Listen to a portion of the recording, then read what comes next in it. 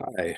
We had a snow day on Wednesday, and so I'm recording this video for English 131, Section 18, the Wednesday section. We got frozen out, um, and your first essay is due a week from t today. This is Friday that I'm recording this.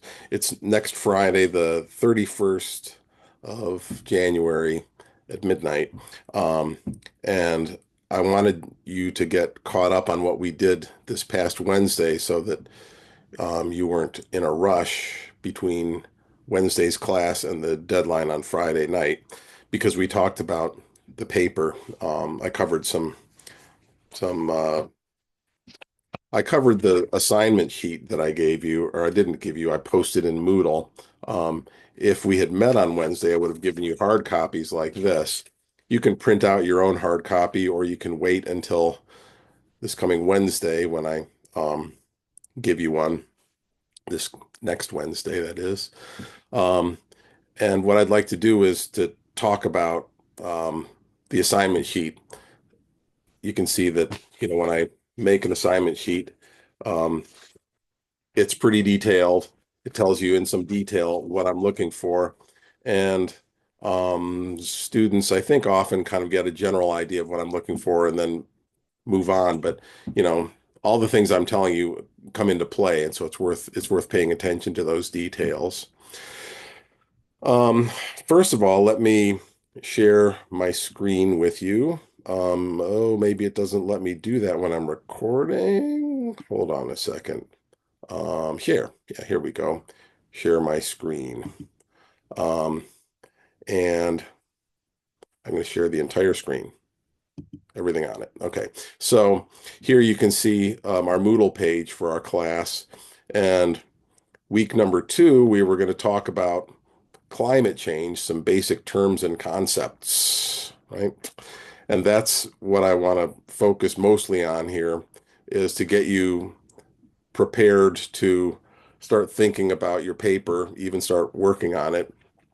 Um, it's your paper is about your carbon footprint, and you need to know what that is in order to be able to write the paper. What is a carbon footprint? Um, well, I have in this week's Moodle a video that some of you have watched. I made that video a few semesters ago, fall semester, so you can see that I'm talking about Labor Day and stuff like that. But it works for this class. This is one where I kind of go into some detail about uh, climate change and your carbon footprint um, to get the basic concepts down. This is not a paper where you need to do any research. I'm giving you all the information you need. And the other information just comes from your daily life and your, thinking through the topic because it's asking you about sort of your views and your preferences and so forth. Um, yeah, so watch that video first, and video is something you can slow down, rewind if you don't quite have the concept or whatever. You need to get some of these basic concepts. Let me explain here very briefly. Climate change is happening because there's too much carbon dioxide in the atmosphere. When we burn fuels that we call fossil fuels like gasoline, natural gas, or coal, they emit a lot of carbon dioxide, which is not a harmful gas. It's what we breathe. But if there's too much of it in the atmosphere, it traps the sun's heat and it heats up the planet, right? So each of us uses these fossil fuels, as they're called. We put gasoline in our cars, um, and in our homes. We have here in Michigan, I can almost guarantee your house or apartment is heated by natural gas. A pipeline comes into your house or building, and there's a furnace that burns it and generates the heat. You may have a gas stove. You probably have a hot water heater. Stuff like that. Some people have a gas clothes dryer. So there's a lot of ways that natural gas is used in your house. If you use electricity, which we all do, that's a different form of energy, but it too is mostly generated by burning fossil fuels at the power station. They burn natural gas, and in a process you don't need to know about, they convert that into electricity. So, when you're watching this YouTube video, the energy that comes from it, the electrical energy that's used, was mostly generated by fossil fuels. There's other things like solar panels, wind turbines, nuclear energy, and things like that, but most of the energy in America is still produced by natural gas. We're trying to change all these things, right? And you can heat your house electrically. You can get an electric car, an electric stove. If we do everything electrically and then we convert the way we make electricity off of fossil fuels and onto things like nuclear energy, solar panels, then um, we can reduce the amount of carbon dioxide we're putting into the atmosphere. Okay, so use of energy puts, I should also say that, um, uh, that the world outside uses fossil fuels as well.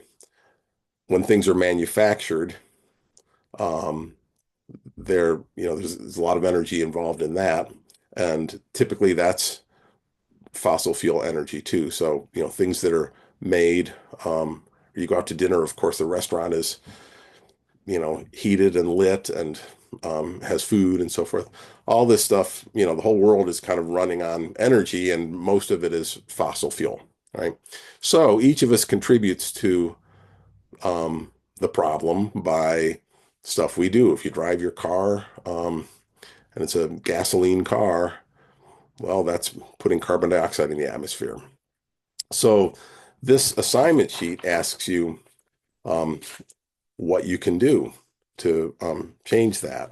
Oh, by the way, that the impact that you have on the environment, if you added up all the different ways that you use energy and how much carbon dioxide it contributes to the atmosphere, we'd call that your carbon footprint.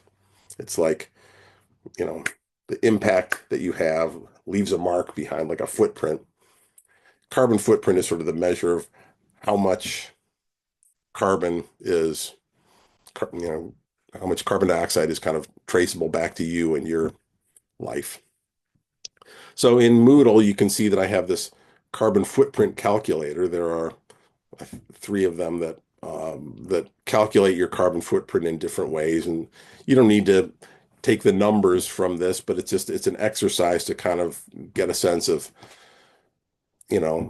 how much energy we use. And then there's a Moodle forum where you talk about it, just kind of generally talk about your reaction to what you found out. All right, let me share the screen with, do I need to talk about next week? Well, just that next week, at the end of the week, you'll see that there's the carbon footprint essay rough draft due next Friday, January 31st. All right. Here is the assignment sheet, and I guess I will enlarge that a little bit so you can see it more easily. Make it 150% and make it even more. That's probably about enough. Yeah, that's good. Oh, that's the wrong thing though. It's the assignment sheet for another class. Hold on a minute. Yeah, this is you. And the carbon footprint assignment sheet. There we go. Okay. Got two classes that I'm working on here. Let's enlarge that a little bit to 171%. See what that does. Oh, okay, it's already there. All right, so here's our assignment sheet.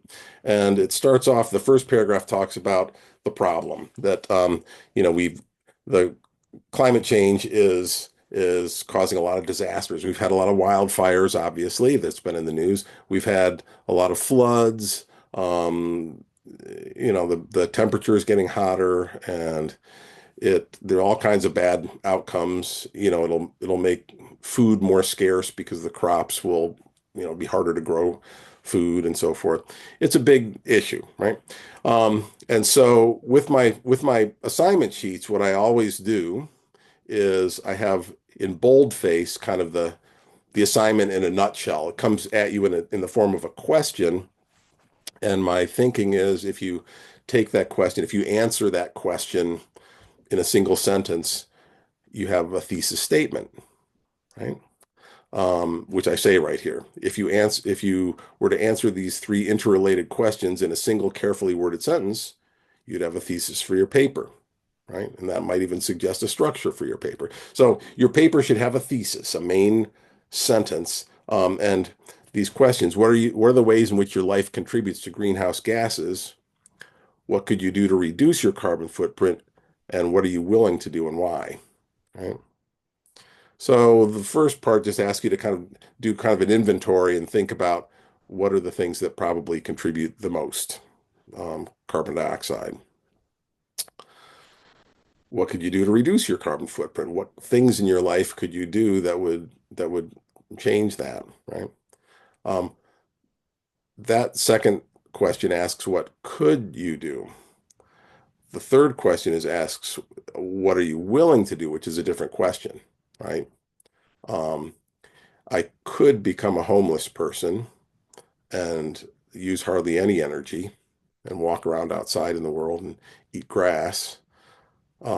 I could do that, but I'm not going to, right? So that's an extreme thing. You can reduce your carbon footprint almost to zero um, if you gave up everything, but you know, we're not going to give up everything. Um, how much are you willing to do? And there's not a right or wrong answer. This is a matter of looking at your life and considering your values. How much do you care and how much are you willing to change and explain why or why not, right? Um, this essay, the second paragraph points out this essay is what's called a reflection essay, right? In the classroom on Tuesday, what I did is I put the word genre on the board, Genre. We're going to talk about that um, in class next week as well. Genre is like the classification or category of a kind of writing. There are novels, there are recipes, there are business letters, there are doctor's reports. There's, a million and one different kinds of writing. The genre that we study in this class, as I told you last week, is the academic essay. Well, inside of the academic essay, there are genres like comparison, contrast, um, uh, uh, uh, critical summary, um, literary analysis. There's like a lot of different types of academic essay. This one is called a reflection. And a reflection essay is one in which you're sort of to reflect means to kind of go inward and think about some subject, to reflect on it, what do I think about that? So a reflection essay is kind of unusual because most academic essays are about some topic. And, it's about, say, um, your next essay is going to be about plagiarism, and your essay will be about that topic. You won't be using first person, which means like I and me, and you won't use second person, which is you.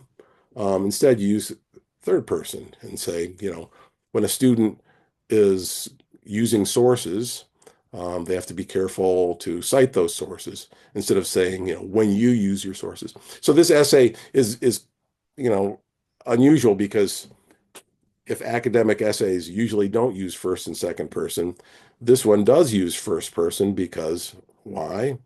It's an essay about you. It is actually about you, right?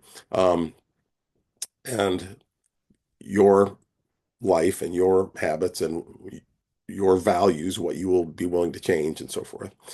Um, and so a reflection essay, because reflection is sort of open-ended, um, it doesn't have like some definite conclusion typically. It's sort of like you're thinking something through, um, and as the end of the paragraph, I point out the essay is supposed to kind of show you sorting out some complex issue, right?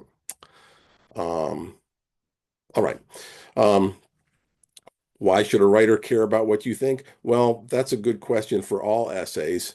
Um, you want to assume, and again, I put this on the board if I had a board here, um, your audience for your papers in college are, you can write this down if you have notes there, a notebook.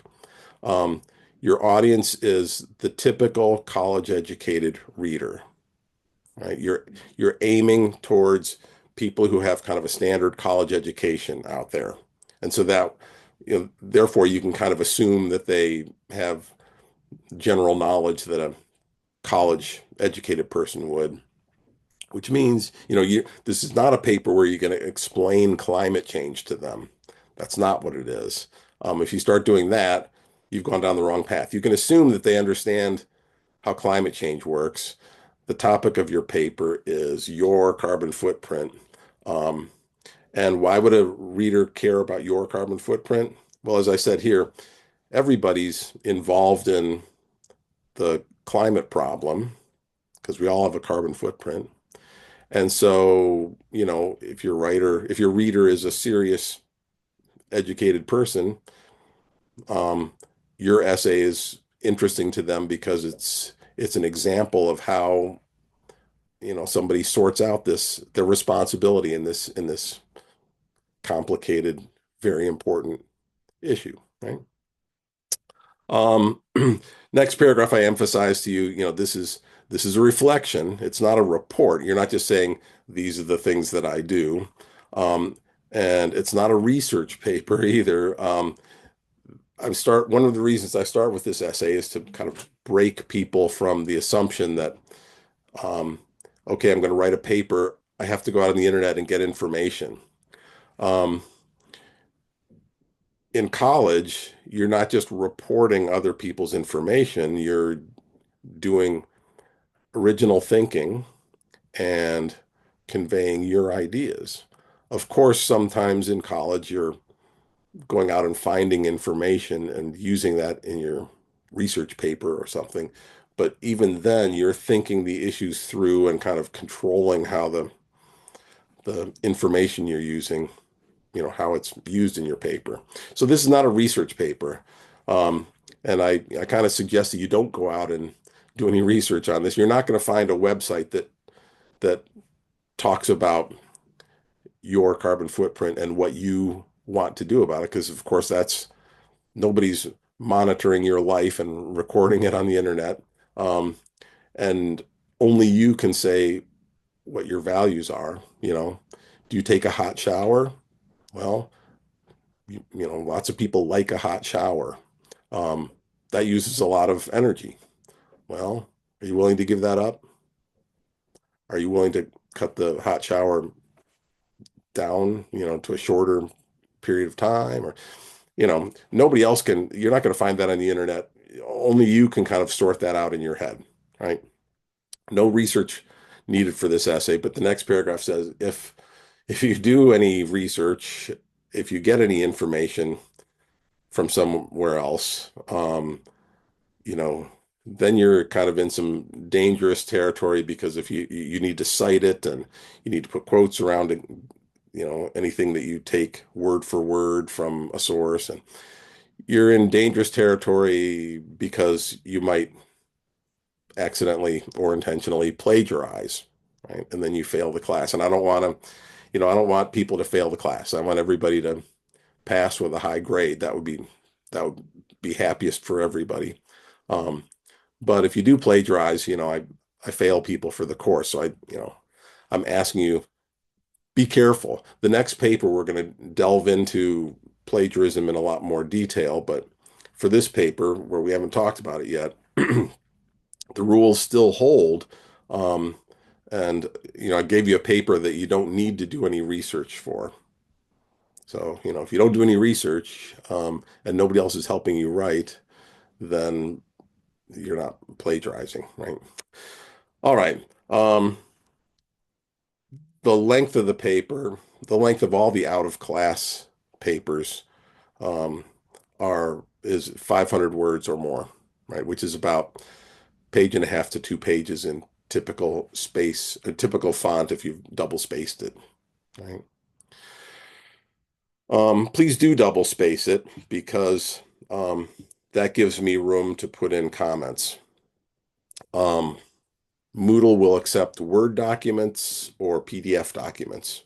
So if you use something else like Google Docs, you can just save it in, as a Word document ideally, or PDF if you want, and then submit it in Moodle. Okay. Um, so then I wanted to talk a little bit, or what I did Tuesday with my other class is talk a bit about the purpose of the class, right? That was the other thing that was on the agenda in Moodle in the calendar, the purpose of a writing class. Um, we'll talk a little bit about it today, and we'll talk about it more next week. But again, if I had a board here, we started last week, the first day, talking about this is an English class, right? And what does that mean, an English class? We're going to be doing. I'm not going to be teaching you the English language. We're going to be talking about things you can do with language, right? And in this case, we're talking about writing, you producing writing, not reading somebody else's writing, but you producing your own writing. Um, College writing. Then on my imaginary chalkboard, what I would write is the word rhetoric, and it is spelled, if you're ready,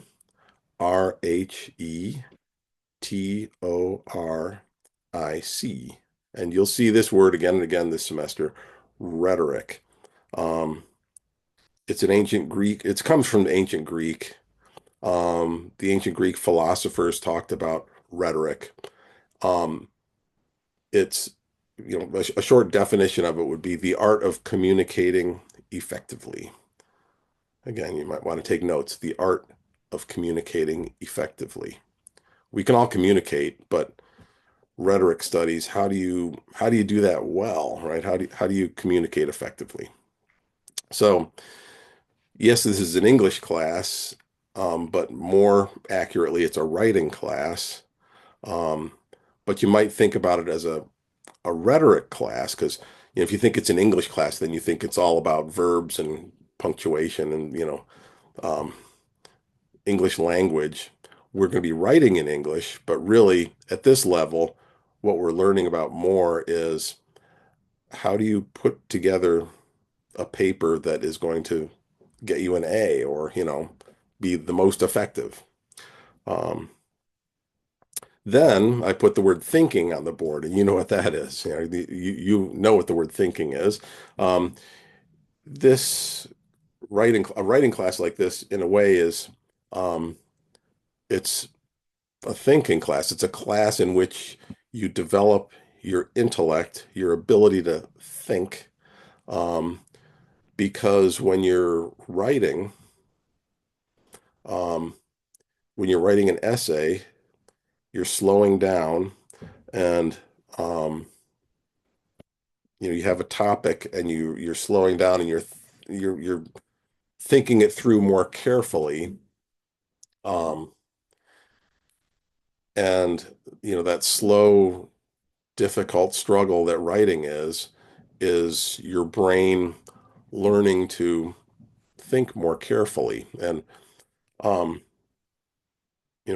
before I get into that, let's talk about another point I made with the class, which is that um, if you think about writing and speaking, um, which one is more difficult and which one is easier? And of course, speaking is easier. Um, and the evidence for that is if you have a human baby, and they're just raised in any kind of semi-normal environment, they will learn to speak.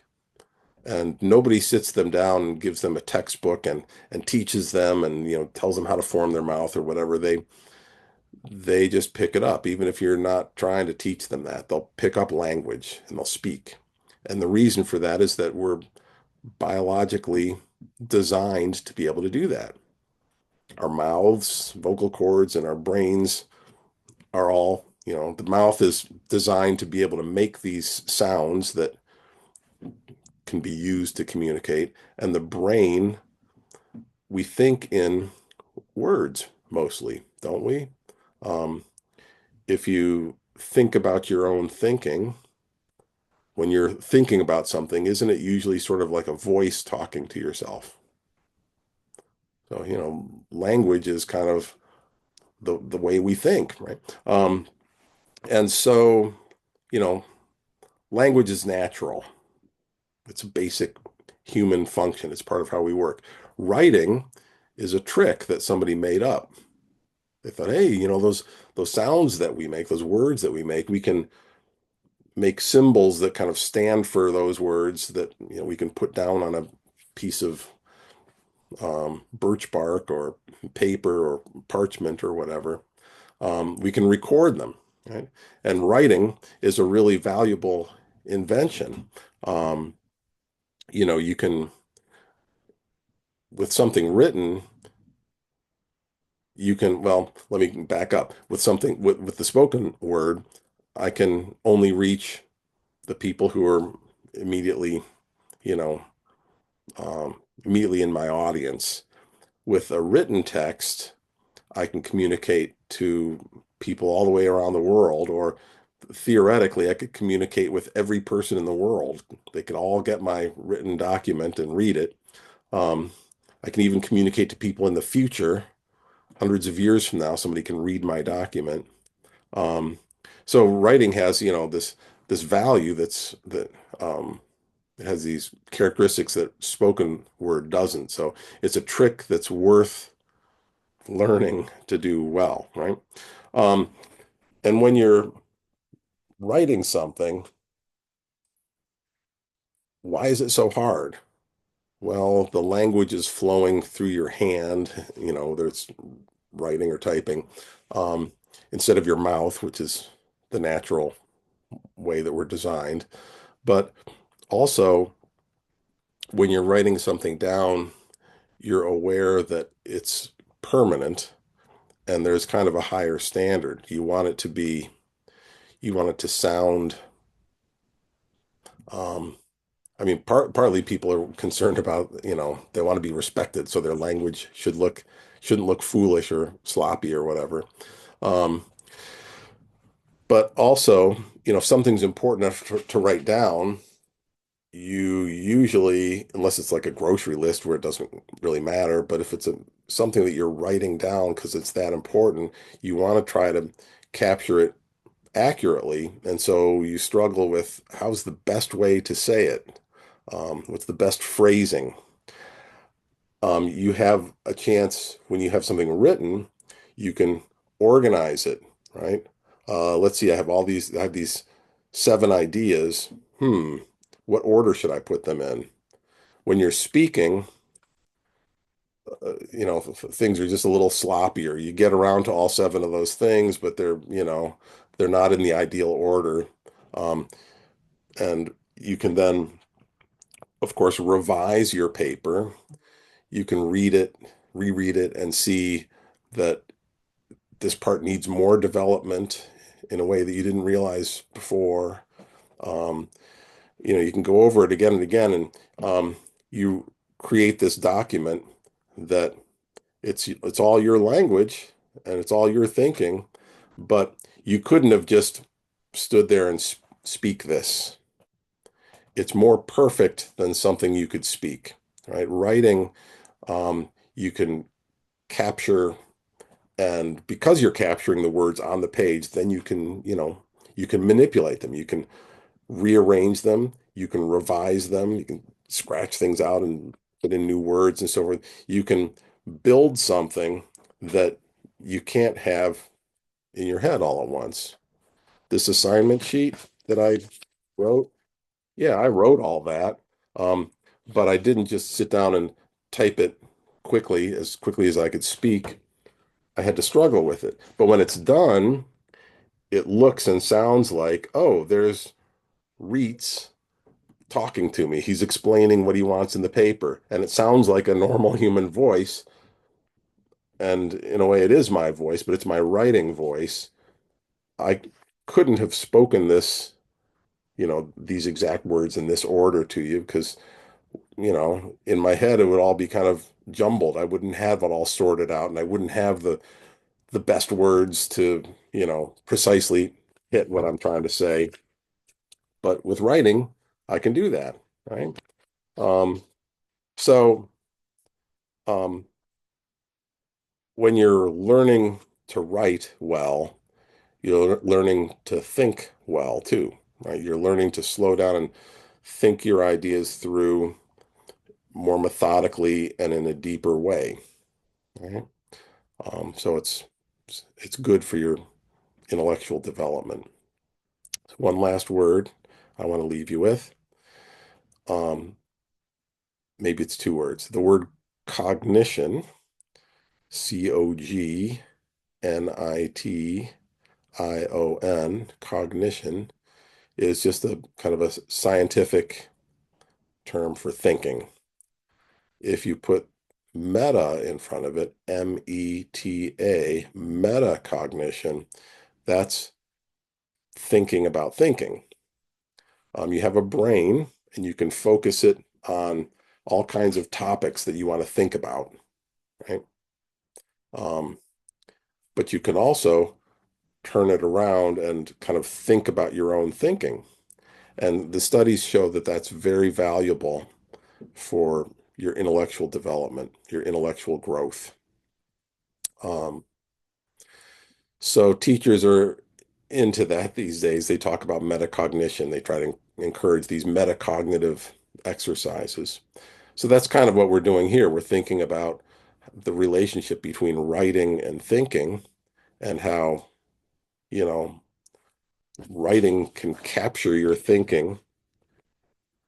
You get it recorded down in black and white, and then you can manipulate it. You can move things around and change them and so forth. Um, and there's some some quote about how do I know what I think until I see what I've written? The idea being that, you know, if I give you a topic, you might think, yeah, I could write a paper on that. Right? Yeah. Um, could you write a paper about what um, the biggest problem you ever confronted in your life or something like that? I say, well, yeah, I could do that. But when you're thinking, yeah, I could do that, you're kind of making a general judgment about, yeah, I could do that, but you don't know exactly what you're going to say yet, right? And as you start writing it down and thinking about it some more and thinking about what you've written down and so forth, you turn out saying something more complete and probably different from, you know, what you thought before you started writing. Yeah. So writing is partly an act of discovery. As you think something through, you realize which of your ideas are solid and which ones you should probably let go of because you can't really support them. And once you put them down on the page, you can see that they're illogical or whatever. All right. So we're going to talk more about the big picture of, why we do a writing class. We'll talk more about that on Wednesday. Um, but I wanted you to be able to, I wanted you to, I wanted you to talk you through this assignment sheet and explain to you, the importance of watching that YouTube video, the other YouTube video um, on climate change and carbon footprints, so that you understand the background of what we're talking about, even though all that stuff is not even going to be in your paper, right? It's the basic concepts that you need in order to know, you know, what we mean by a carbon footprint. All right, so I will see you on Wednesday, and Thanks for watching. Bye.